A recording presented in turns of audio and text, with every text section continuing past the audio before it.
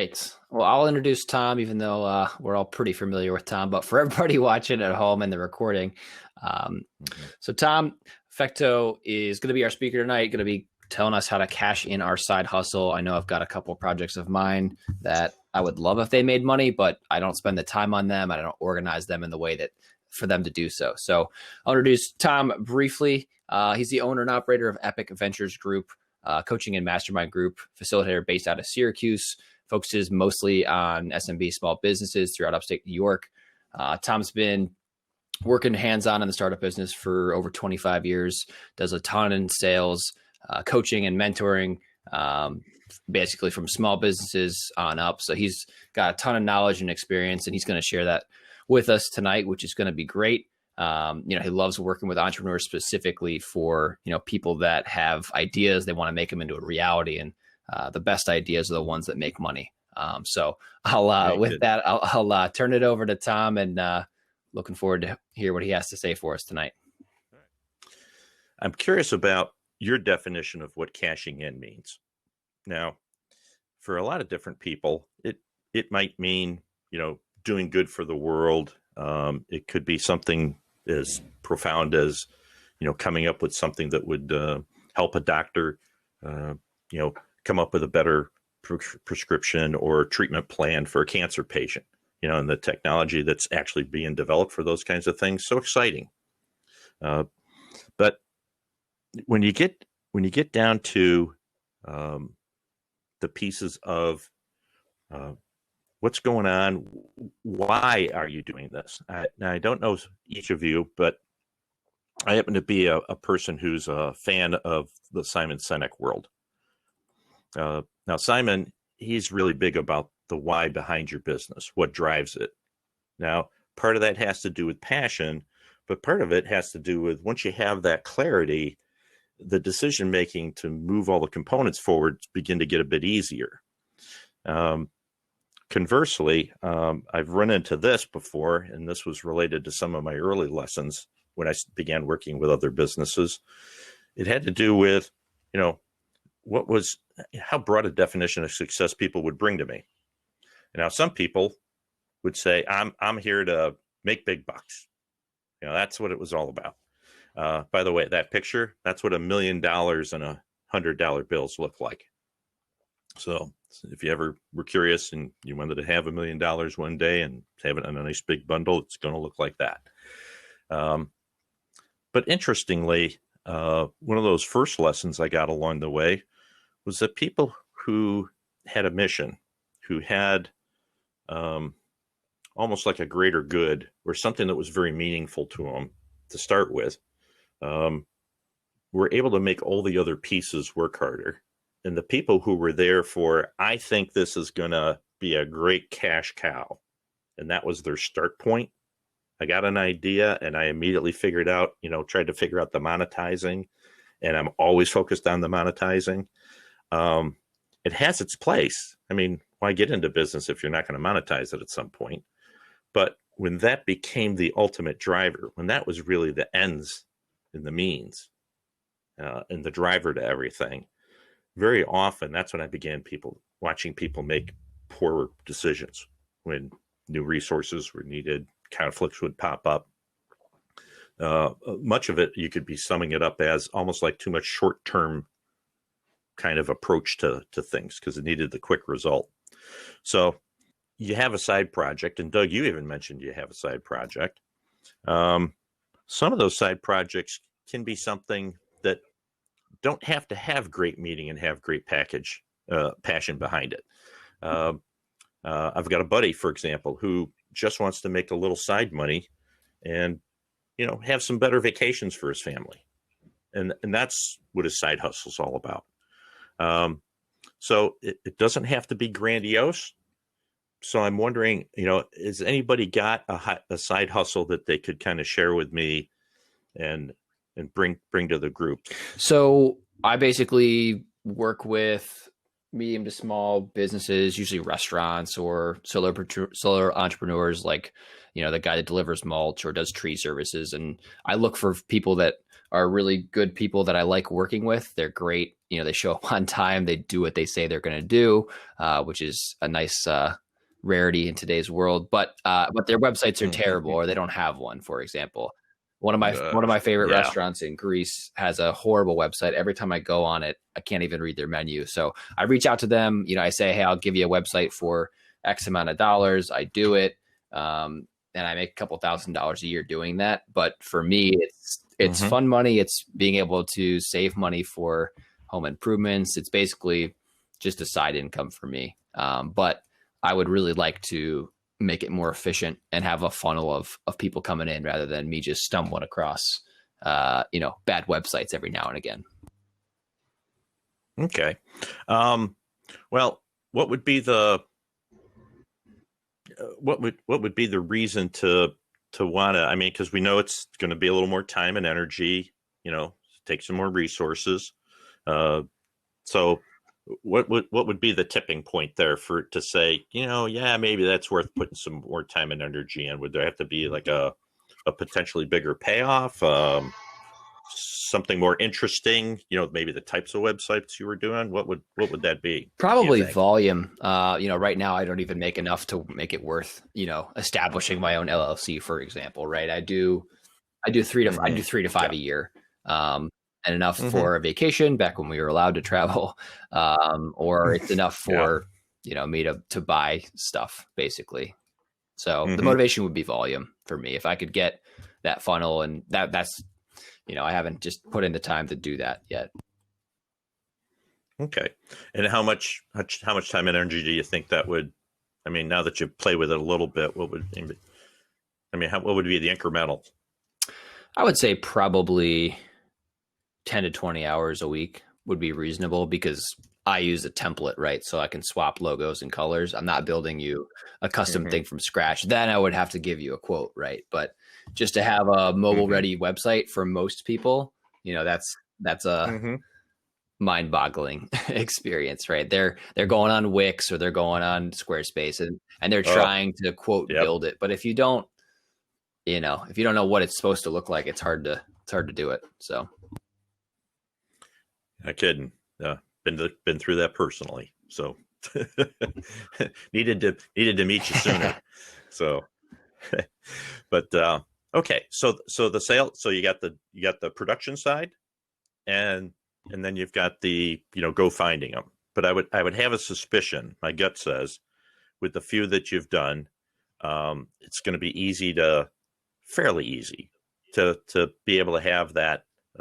The testimonial, the backing, I don't know that you'll get references necessarily, because again, you're looking for those with bad ones, and not everybody necessarily knows somebody they would even know had a bad website or cared.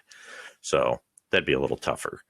But is that part of your 10 to 20 hour bucket, is the pursuit as well as the execution? Yeah, for sure. The execution would probably take me maybe 5 hours total to build someone a site. So the execution on that would be not too bad. Not too bad. All right. So again, the hows, the wheres, the payoff for it. I'm curious. Anybody else have a little short story to add to it? Because that's what I would call like an incremental, true, side hustle. All right. Some people's side hustle is sort of like that incubator start of an idea, but they actually have kind of a bigger, something they want to take and they want to even go bigger. But regardless, who else has something? So I don't know if it's the bigger idea that you were necessarily hinting at there, Tom, but something that I truly enjoy are speaking engagements. So I love networking, and I think a lot of people don't either know or feel comfortable doing it, or necessarily know kind of what I deem as the proper path for networking. They see it as handing out business cards, standing in a room with a name tag on. And I have a very different view, methodology, and value of networking. So I enjoy, here and there getting to speak now virtually, but I did a small handful in person before this all happened. teaching whether it was college kids or individuals looking for a job, how to, in my view, properly network. All right.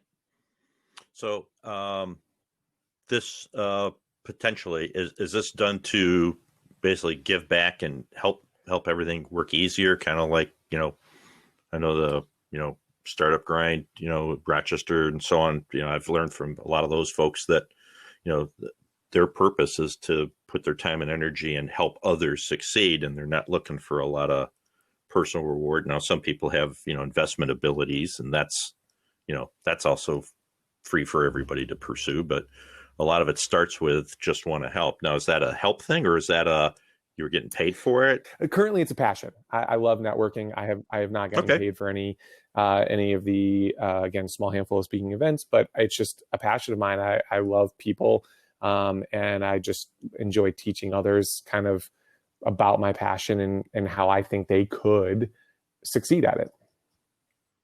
I'd love eventually. I'd love to monetize it, but right now I do it because I love it. Okay, so all right, so maybe where you're at in this is you've got something, you got the itch, right? Got the itch, needs scratching, and it could have a monetized element to it. And I know, and I've heard, and I've watched people. As a matter of fact, not too long ago, I participated in something where somebody had said that he had a couple of keys to this video life we're in, this virtual life we're in, and how networking, tweaked a little bit in it. And he didn't have anything super magical, but it was a good refresher for me and made me think about being more conscious about those events. And, that's what he does for a living. So if he could do it for a living, I don't see why you couldn't do it for a living. I mean, just my own opinion. Sure. I mean, you have a lot of that kind of core talent you have to have. You got to be personable and, voice and the persona to be in the virtual world. So, so if it was something you wanted to monetize it, you could. So it's something where, okay, you need to be in that kind of early stage of, let me think more about it. What would it take? What resources would I need? So, is that something you were thinking about getting more serious about, or you just wanted to maybe just do a little more speaking first? As this whole thing hit, and I'm not blaming it on COVID, right? Because it's my own fault for not pursuing it more.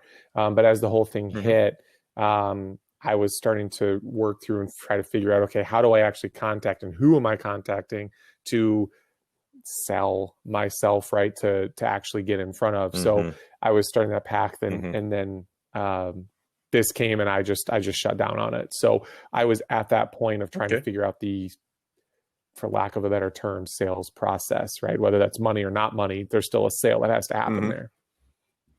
Oh yeah, because somebody's got to give up time. You got it. You can never. There's always the time side of the formula. You got it. Yeah, that's something that is doable with a little time and effort. I'm going to just go with a gut guess here and think that when all this stuff slammed down us back in March, you probably had to figure out how to take care of your primary means of living, first.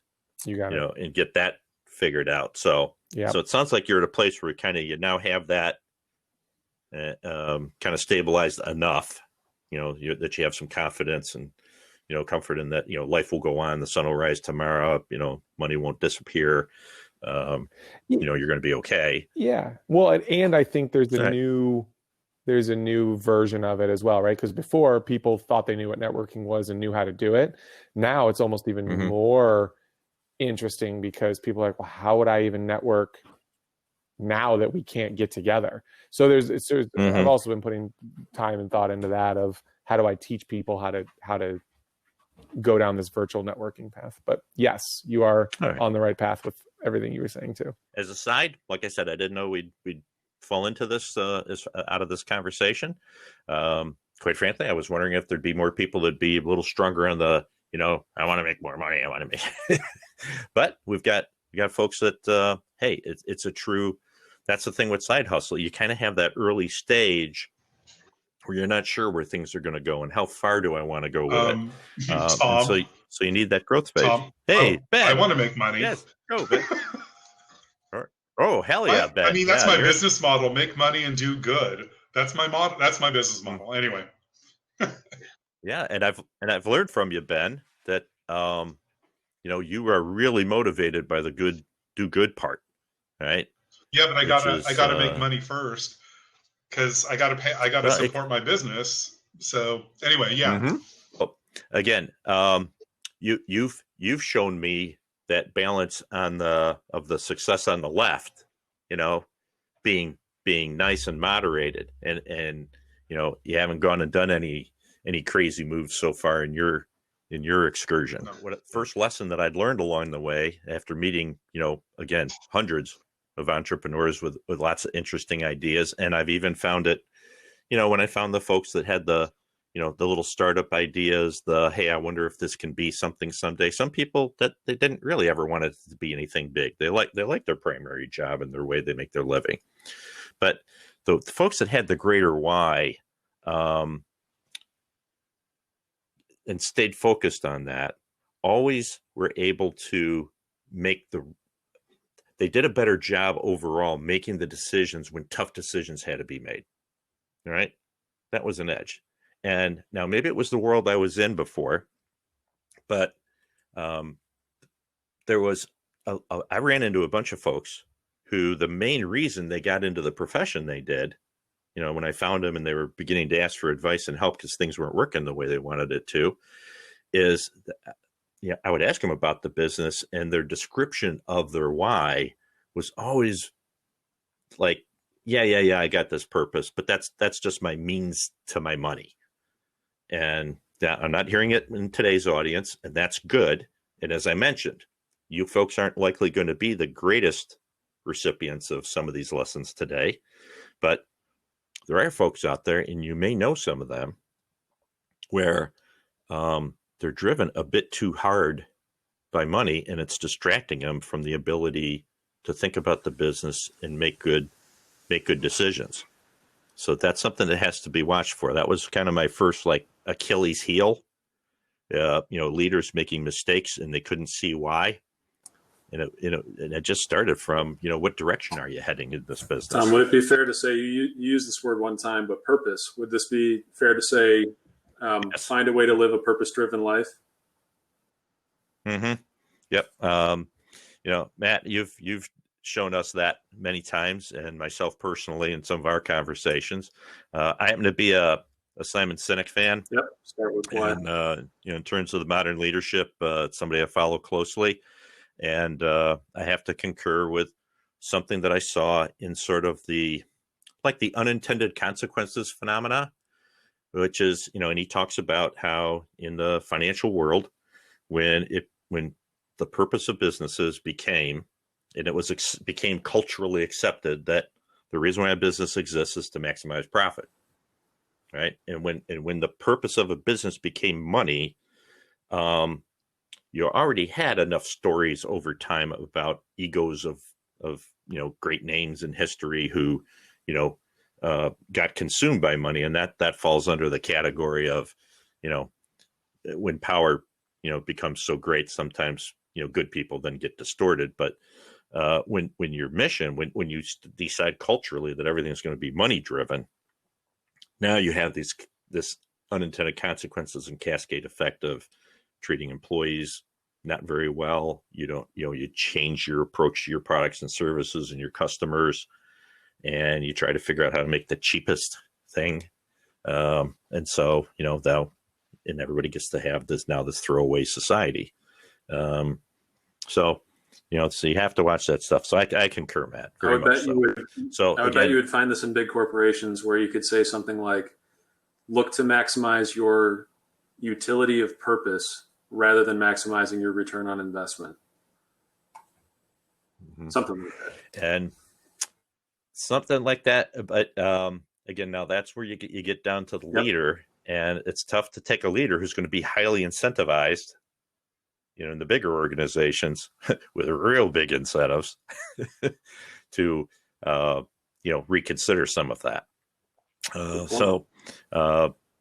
But within all us, within our world, we know some folks who've started some companies, they've had some successes, and kind of that grind of, when's the money going to come in, sometimes gets in their way. So just make sure you don't fall into that trap yourself along the way. Now, this is I found as I researched and began to look at all the different models and ways and phases that startups have, and there's tons of books out on there, and they all have a little tweak or different. I just decided to go with this one. And so what we have now is this phased approach of product, life cycle development, business development. And in the lower half, and I just happen to like Williams' words. I like sometimes having some short, sweet words and just say nail it and scale it. I kind of like that. That's my style. So when you're figuring out how to get the thing to work, all right? So you've got these ideas, you've got these little side hustles, you're figuring out what's going on. Then you start to look at the marketplace. Is it something I can really replicate? And there's lots of systems and processes that can help you do that in a more formal way, right? Versus, my gut says, I can do so much, or there's so much out there, or whatever, So now there's some discipline that starts to show up. Good friend of mine, I've been with him. I've been a friend for about 20 years, Terry. Very mechanically inclined fellow. His side hustle is taking on small engine motorcycles, mostly off-road. Does some street bike stuff, but mostly it's off-road things, four-wheelers, snowmobiles, play toys. And a couple times he's come close to actually formally starting a business. And what keeps kind of getting in the way, not what does get in the way, is he won't go to the discipline part of figuring things out. He just kind of looks around, kind of knows what's happening in the general marketplace, and then just kind of makes his own call. And so he gets close to it, and then he stops and he backs up again. Now, I really don't know if that could be a great business because we've not done the analysis. But I think if we did, he could stop driving himself crazy, saying maybe it is, because it keeps recurring. It comes back again. So my point is there are tools and structures to help you through the early phase, right? And then once you start to get to a scale size where you start getting more people involved, then the complexity starts to kick in, right? So, if we're doing something kind of all by ourselves, it's kind of in that solopreneur world, sometimes we can, if we're willing to just keep it as a side hustle kind of thing, we're good. Now, if it's something that we want to replace our main job, eventually that structure and process is going to start bringing people in. It's going to be more demanding that we actually follow that stuff. What I want to really take it to is start to think about the factors involved in being successful. Now, this is kind of might be a backwards way of looking at things, but I ran into this study here from CB Insights. Some of you may have seen it. You've probably seen many others. This one I found kind of interesting, and it was a survey. I wasn't able to find the details as to exactly what they were asking and how the data was gathered. But here it was being published. Somebody's going to look at it and say, what great wisdom, and so on and so forth. What I hope some of you do is when you run into these kinds of things and you're trying to, learn from, get wiser at business, take life and its lessons, and then say, okay, go back to your other side hustle and say, okay, what should I watch out for? What should I be thinking about? When do I need to be more disciplined? I was looking at this and noticed that now this is one of those things that when I mentioned before about asking why and having that as the key to trying to understand things. You get a chart like this. This thing shows up, catches my bright, shiny object eyes. Don't know if it's interesting to you. I hope it is. But when I started to look at all these categories, I started to put them into groups because my brain needs to kind of organize things because I'm on the hunt for patterns. I'm trying to figure out groupings. And what I started to notice was there was a whole bunch of items here that really boiled down to and were related to their whole market analysis what was the potential? Where could this thing go? Who are we really going to serve? How many folks out there are really going to need what we have? There's variants of it, and as you scan down through it, you'll see. I'm not sure how well it shows up on your screens. Obviously, if you're on a small monitor, it's probably not a clear picture. I apologize for that. But you'll see ones that are very much, they should have had a way to catch that early on to say, you know what, this probably wasn't going to be such a great idea. And again, not knowing where the research was, I'm hoping that what I'm looking at is companies that in some cases decided to pull the plug quite early. All right. Now, some of these things that are on this list, as you see in my caption there, cause versus symptom, things like running out of cash, all right, getting out competed. I mean, all right, that may have been a reason given by someone as to why things didn't work out. But I think that natural 3-year-old brain that I think all of us have a piece of, to ask why. Now, how could that be? Is that even, what's behind that? All right. And so some of those, it can get a little nebulous. You wonder what was behind it. But again, on a bunch of these, it looks like poor planning at the start. Looks like somebody got a hot idea, threw money at it, probably their own or their families, as many startups often are made up of. And, it never was able to go any further. They either maybe lacked the skills and the discipline to figure out how to interact with investors. Again, investors comes up in multiple places on this. So again, did they really have their discipline together? Now, this would be for a company where we're moving it past that, just a little bit of extra money kind of deal, but the principles still apply, right? Doug, I want you to, be able to put in a little bit of extra time, get that little bit of extra money. Hey, family, cool thing, right? So to take time to even give just a little more discipline to the planning side, might turn out good. Now, what's also interesting here is the number of items that are related to the team, the people. And I thought that was very telling when you added them all up.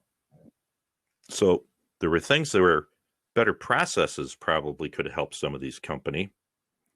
But it looked like an awful lot of people dynamics. Sometimes it was the leader by some of it, the burnout and the lack of passion, things like that. But, how do you end up with not the right team as such a high percentage? Now, maybe that's my bias because spending so much time and so many years and trying to help companies figure out how to get the right teams together.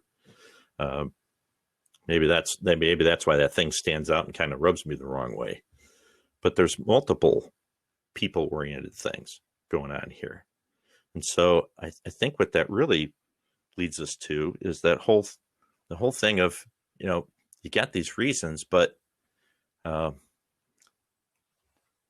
it looked like a lot of these things, there wasn't like any kind of an early warning system. This is a weird one to most people when I bring it up, knowing when to stop. How many people often plan? Yeah, I'm not talking about planning to fail.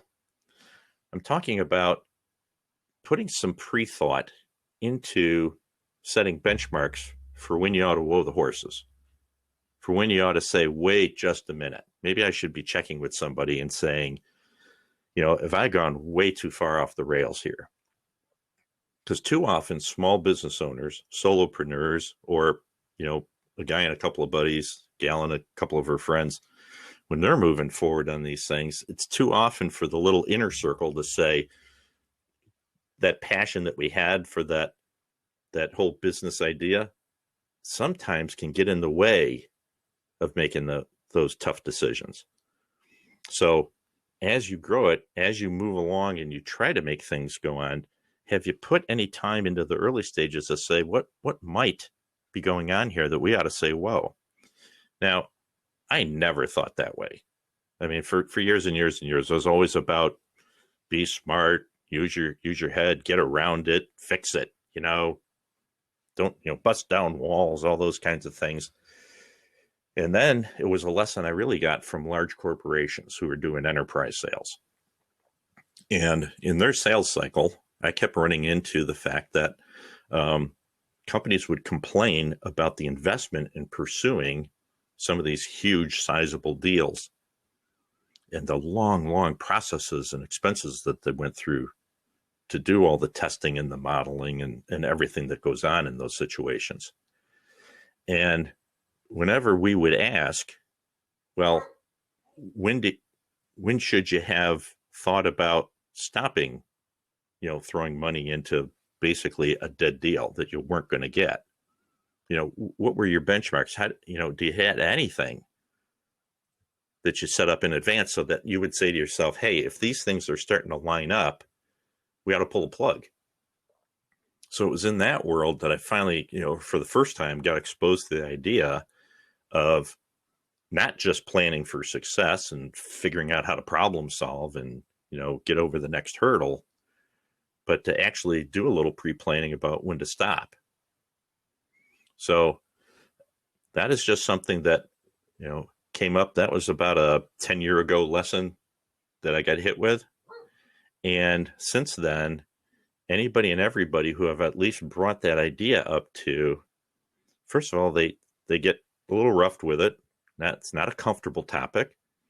But when they spend even just a little time on it, it gets them ready for handling when the prior slide, when those list of things start to rear their ugly head, when things are starting to look troublesome, you can see it coming.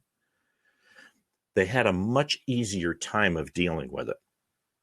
So it's not whether you have this criteria and you stick to it real hard, but the exercise of giving your brain a chance to think about, well, how will I know if this has gone too far adrift? What should I be watching for? What should I be observing? What should I pay attention to that tells me this idea we ought to move on?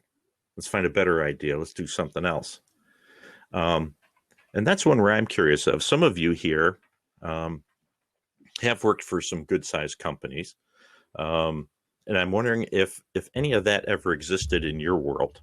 Had anybody ever had something like that come into play? I'm curious about that. Doug, if you can unmute the gang again. I mean, I'm curious about if anybody said that. Knowing when to stop. Oh, go ahead. Yeah, knowing when to stop. Or a team talking about it or thinking about it in advance, or yeah. How do you make that? How did you figure that out? So one of the things, this has kind of been an educational experience for myself, and I think it's kind of cool to learn through failure and to have other people hear about failure. So the second school that I founded, which was some years ago now, it was maybe 6 or 7 years ago. In the very beginning, I could tell from the founding team that there were some misalignments on overarching vision and purpose and things like that. And I was still kind of at a stage in my entrepreneurial career where I kind of said, like I'm 90% aligned here. There's some things that I view as slightly different. Maybe I can, sacrifice for the greater good or things like that. But I knew right off. Yes, there we go. Those are the words. Yep. But I knew right off from the very beginning that something was slightly misaligned. And what I found is that I stuck it out in running that company, which I became the CEO of gradually over time, for 4 years or so, and eventually ended up as a board member. But what I realized kind of part of the way through the second or third year is that people's visions of what the company would be were thoroughly compromised by what it was that they wanted on kind of their own side project or their own self-interest or whatever else. And it became very clear that there had been either an inversion in the overarching priority of visions within the company, or that I had correctly identified that there was a vision misalignment from the very beginning. and that had gradually manifested itself over time. Ah, yes. So kind of one of the, I'm guessing, I'm going to now put words in your mouth, and I apologize if I get it astray. You'll fix me, right, if I get it wrong. But it's like, now you have that wisdom to say, you know what, not only do I have to watch that, but I'm now going to have to keep an eye on it. Yeah. Because as it drifts, then the gap widens, and yeah. I more know that it's something that I have to look for, if that's part of your point. And I think that this actually happens relatively often, whether it's vision from like a purpose definition or from vision for the company or whatever else. And I think that it is one of the founding goals of the Techner platform, is to say, let's be able to rapidly define a vision and a product statement and a value proposition to do these two lesson things that you're talking about. One is to have the market tell you when to stop. And then the other one is to like expose yourself to people who would say, hey, what are you doing? You know, finding product market fit is not always as easy as what people would think. Right. There you go. Now, there you go. It's the brand, having those people resources on the outside. So now in smaller, pieces, when you're in that, little starting my own thing, I'm passionate about it. Just again, if you can have some outsiders popping in and saying, hey, what's up? Have you thought this through? Because on our own, we may not notice that the price to pay is starting to get rather high. Because for us individually, when we're in it, right, it's easy to rationalize and justify a little more incremental. I'll put a little more time in. I'll put a little more of my money in. I'll we do this, we do that. And I have actually seen that in several businesses that weren't going well. They weren't dealing with the things that needed to be fixed. And basically, a lot of hope was really their strategy. And they just weren't really facing those key elements. And eventually, oh my goodness, the price they did pay was outrageous for not having some outside set of eyes and some metrics on those kind of gray, what some people call a gray area. So what we really come down to is, because of people, if you think about back to that slide with the life cycle, right, all the different elements as businesses grow, sooner or later we have other people involved, whether it's just a couple of friends and outsiders giving us a hand along the way, or whether this thing starts to take on and become, a real viable business and, big in purpose, and we begin to see some good financial reward on the other end. Doesn't matter. The principles are the same, because you're still going to get things done through others. Right. And that eventually becomes the real crux. And I find the most important lesson that's lacking out there is, do people really understand people? We interact with them, but we really don't take into account and really put into systems and processes the people and the communications aspect of things. And that's where I find the other Achilles heel tends to be in these businesses, and where they seem to stumble and fall. And again, why do the ones that succeed and seem to keep going forward? Some people have an instinct for this. I'm jealous of those folks that had an upbringing where they just kind of know and they figured out these things. Maybe parents were good examples. Maybe they had mentors and coaches through life that kind of gave them the right perspectives and things and taught them, in their own little situations, these things. This was my Achilles heel. When I say that in my early days, I was lacking, the ability to take the lessons and translate them, it's because I didn't know any of this stuff at all. People my summation was, people, why don't you just listen to me? And why don't you just do things my way? Now, let's just say that would explain a lot for those early crashes. And the key thing here is to just know that we're built as a creature to be habitual, to have habits, to have biases, to make decision-making simple, to take all those lessons through youth. And, we figured out how to survive from those little vulnerable kids that we once were, and we get through all the various stages of growth up to adulthood. And now we have these rules about how we need to interact with the world and get through things and accomplish what we want.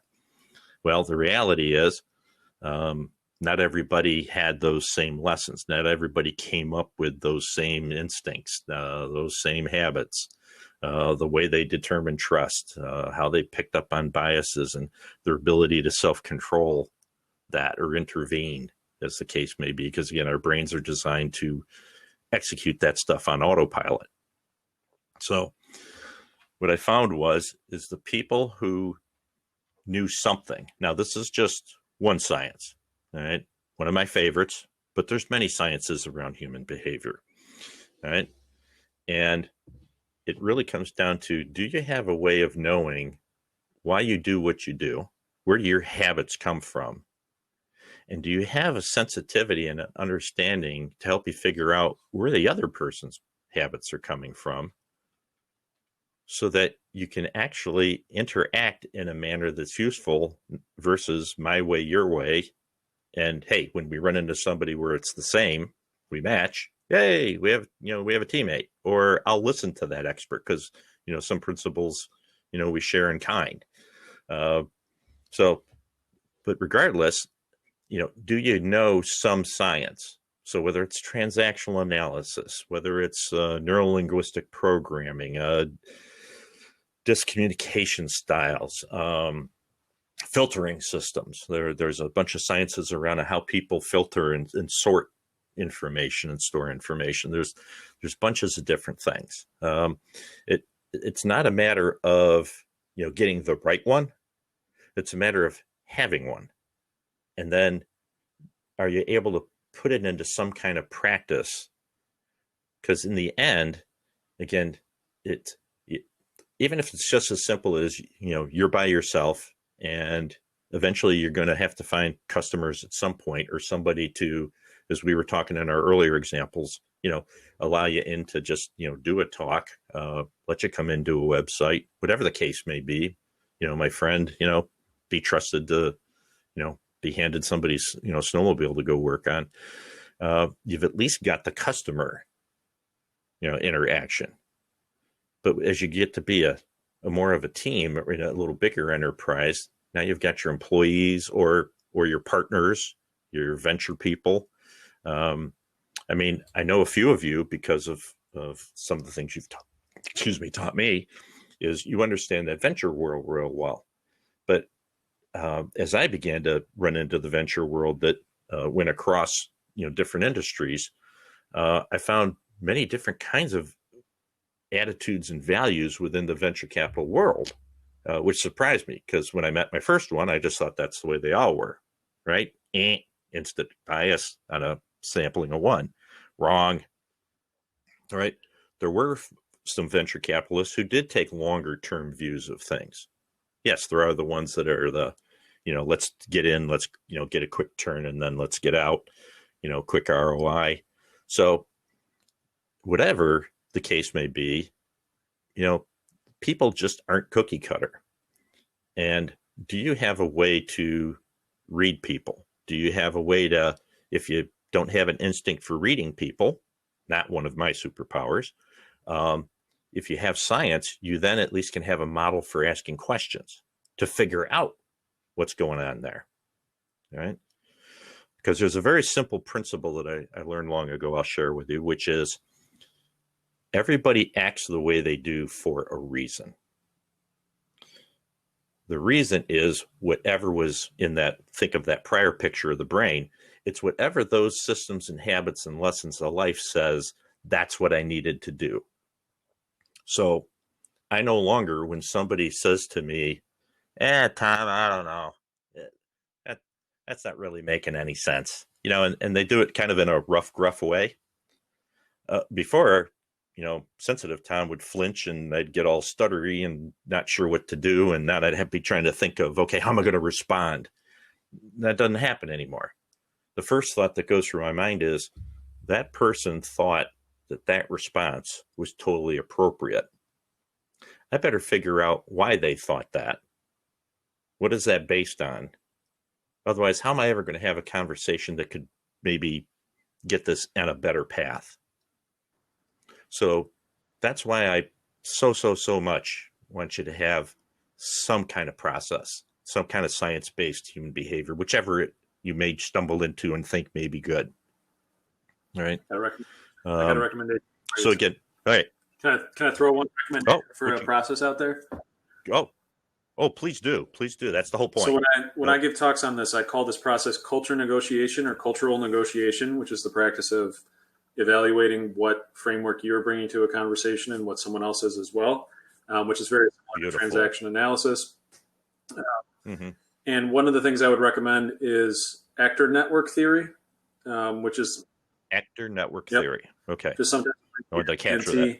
Very commonly applied to social sciences, but it's a very powerful tool of thinking about the power or enablement of an individual within a larger network of ideas. And it kind of has an idea of how an individual node in a network is contracted with other nodes in the network or with the network as a whole. Mm-hmm.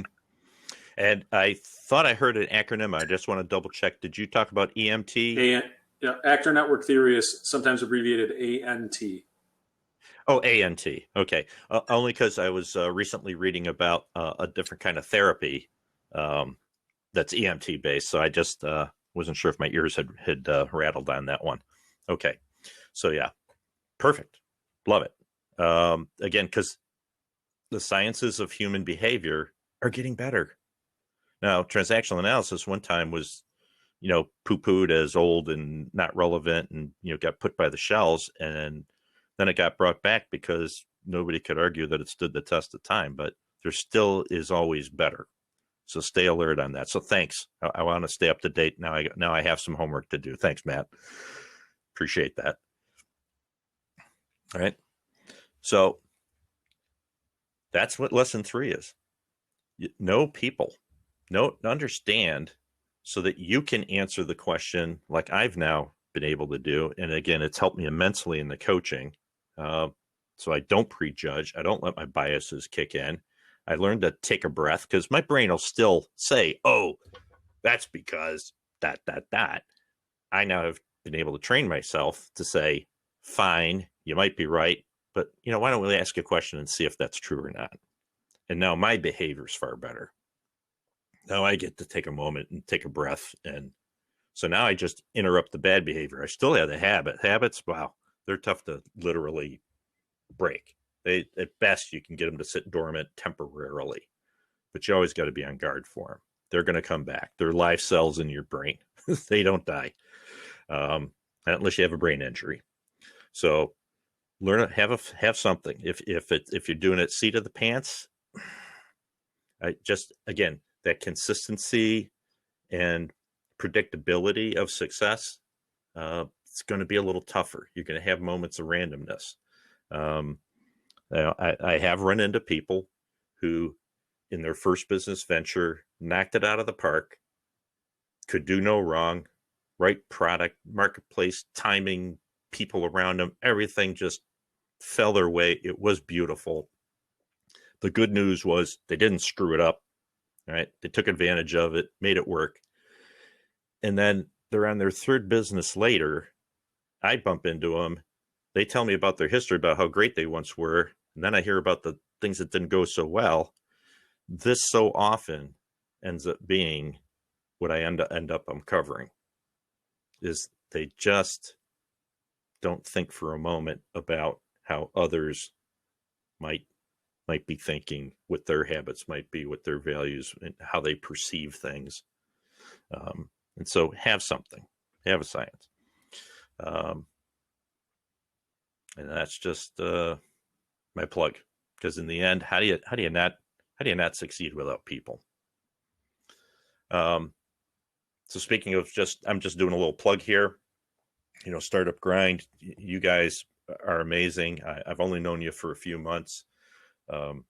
What you offer and all the other, people that surround themselves and make themselves available to the community.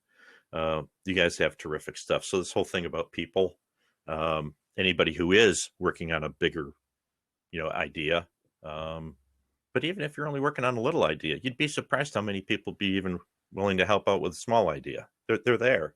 Sometimes it's just a matter of asking. But again, people are going to be your key to success. And again, I'm grateful for knowing you startup grind.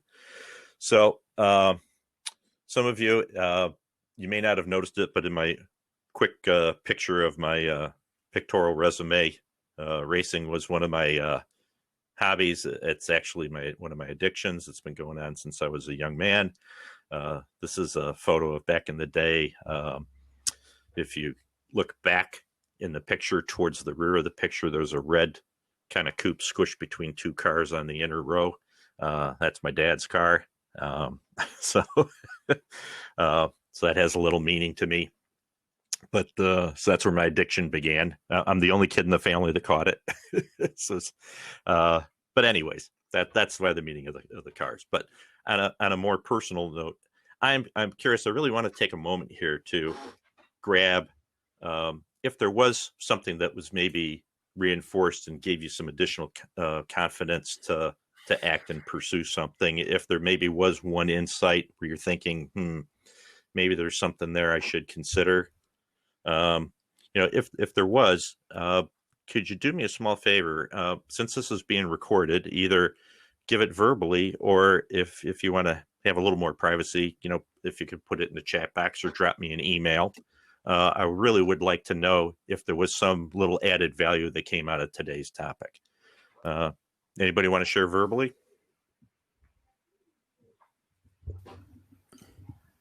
I'll say something cool.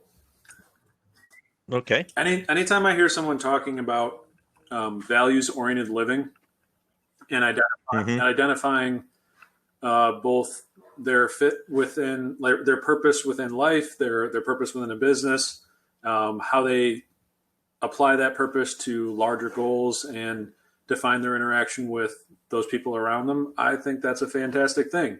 And I guess every time I hear others speak about it, I am further encouraged in my belief that people in upstate New York have this inherent quality within them that I think can be ever louder expressed and be more and more clearly signaled up and out of the region. And I think that it's time for us as a region to start talking more about those types of things.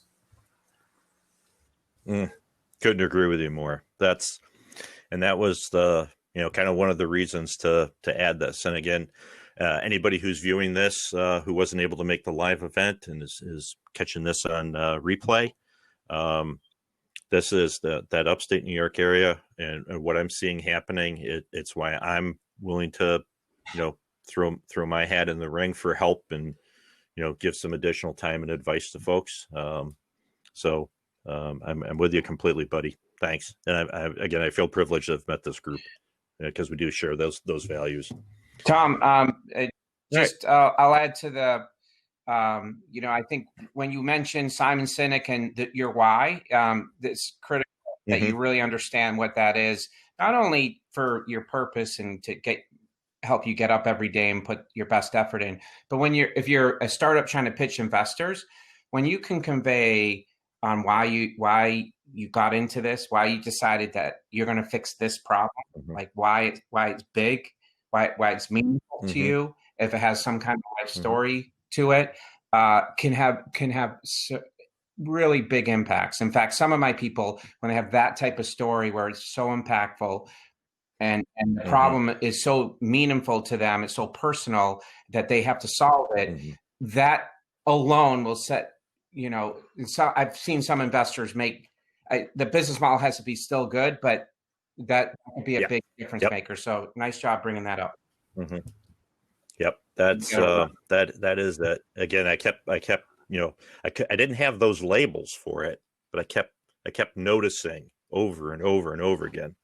For example, the trainers and coaches that I was working with, the ones who were passionate about not only helping businesses, reach their dreams and goals without having to work harder at it, right?